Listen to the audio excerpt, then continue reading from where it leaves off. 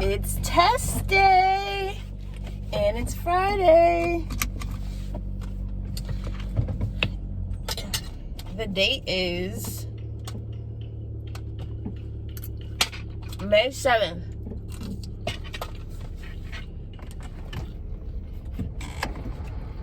May 7th, 2021. You know, when I say test day, I am referencing to the SIE exam, the Securities Industry Essential Exam. So what this exam is, it's a co-requisite of the Series 7, Series 63, Series 65, any of the series tests. And if you don't know what that means, all of that just has to do with the financial industry, investment accounts, investment advising, and in order to be able to take those series tests, you have to take the SIE. It's like the prereq. So the SIE pretty much is a broad test with most of the topics that'll be discussed in the series. Like very vague, but it introduces you to all these topics. So if you are taking the SIE, you can expect, I'm going to let you guys know what topics you can expect to take, because honestly, YouTube has helped me so much to understand how to go about taking this exam. Like, there's one thing to study the material, but then there's a whole nother thing to taking the test. So let me put y'all on. So, number one, equity securities, which are stocks, common stock, preferred stock. Anything has to do with ownership of a stock is what equity securities are. Then there's debt securities. You don't own the stock, and you know that because it's called debt securities. You know, when you're in debt, you owe someone else money, it's not yours. But you can invest in debt securities such as bonds. There's different types of bonds you can invest in, which is what is the bond market. And that's what I'm having trouble with, bonds, because I never understood bonds in school, because I never ever been introduced to what a bond is, but all it really is a type of investment. So for instance, there's revenue bonds, and revenue bonds are when the investor, which is just like a customer, puts their money towards the city or towards the streets or towards anything that produces money. So a good example are toll bridges. Toll bridges are funded by investors, and in return those investors get profits off of the toll. That's why we have to pay toll, because somebody paid for us to be able to cross the water, so we gotta pay them back.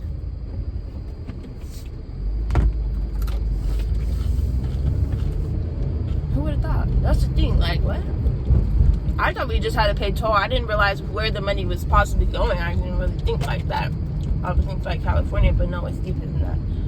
So after your debt securities, you go into options. Dun dun dun. Options are side bets in the stock market. So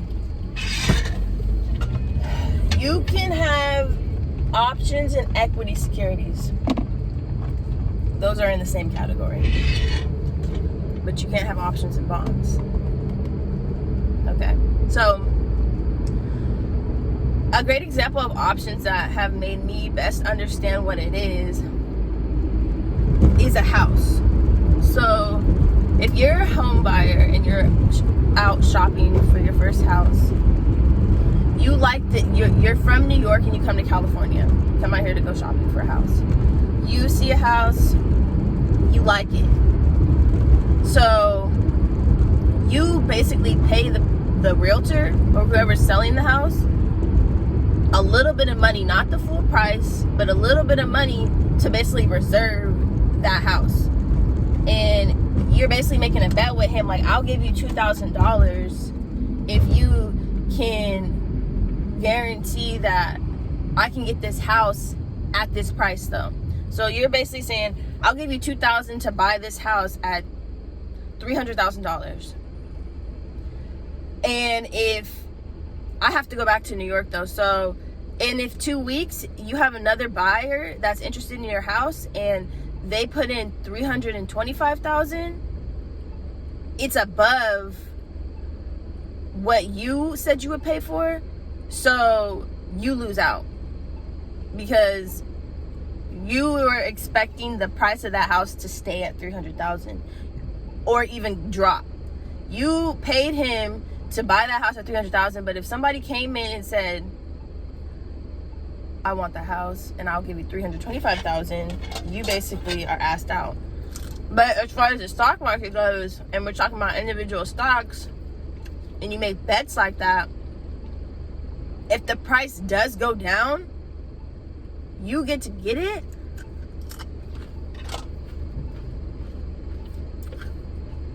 It's just yours. But that's the hard part for me. Like, so there's two types of options. There's calls and puts, which I should have started with that first. But that was just an example of the process of how it works between a buyer and a realtor versus a buyer and a seller. That's the relationship that I'm giving to it in the real world versus like this investment world. So, but in options in the investment worlds, there's calls and there's puts. So when you buy a call, you're expecting the price to go up. So you're buying the stock for a certain price because you're expecting it to go up. So when it goes up, you can go cash in that little option you have and say, I bought it at this and now I want to sell it and get the gain for what the price is now. So now let me refer to stocks. So you go in and you see Apple is $100 a share. You think Apple is going to go up. You don't know by how much, but it's going to go above 100. So you go in and you buy it for 100. You go in there, you buy that stock for $100. You buy how many shares of stock you want. So let's just say you buy 5 shares of $100 stocks of Apple. So you spend $500 to get that stock. And if the price goes up, you can exercise that call. You can exercise that call you just bought for $500. And you can get the new price. So the stock goes from 100 to 150. So now that's, so 100, so your shares are now technically worth $750 and you only pay $500 for it. For you, so you're up $250. And that is what I didn't understand. Because that shit right there is like, what? Excited I am, but let me just show you. I just passed. I literally just passed. I passed. This was the one before. This was test number, I've taken 3 tests. This was test number 2. And this was test number 1. But I'm going to tell you right now, when you fail, you know what you do? You try again. And look at that. I am happy to announce that I passed the Securities Industry Essentials exam, abbreviated SIE.